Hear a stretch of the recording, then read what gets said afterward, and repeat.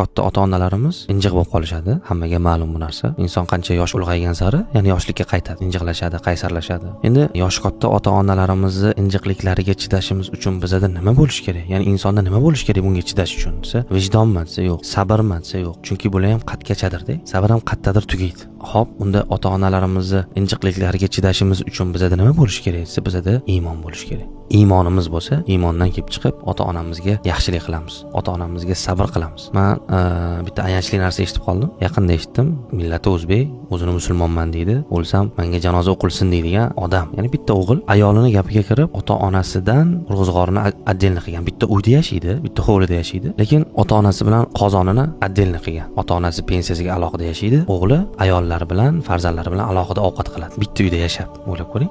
Shu narsagacha borgan. Keyin ota-ona aytganki, unga senga og'irligimiz tushibdi shekil. Bir uyga chiqib ketaylikmi, arendaga topib.